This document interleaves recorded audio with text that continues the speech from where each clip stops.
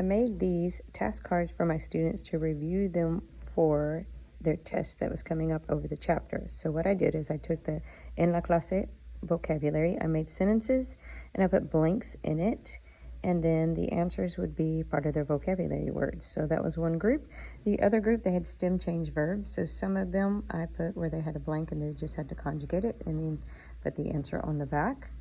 And then the other type was a question, and then I put a possible answer.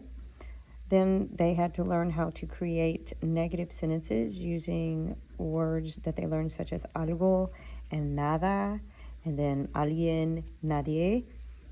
And then we also had what I call go-go verbs, the verbs that have go in the yo form, and then they had a set of questions on those. And so what I had my students do this time is I gave each student a card, and then they had to pair up. One person would ask the question, and then they would check the answer, and then they would go over why that was the answer, and then the other person would ask, and then they would go around the room coaching each other, which worked really great for my classes. They loved it. They did well on the test. But other ideas that you could do, you could just have a numbered piece of paper, hang these around the room, and students get to choose what they answer.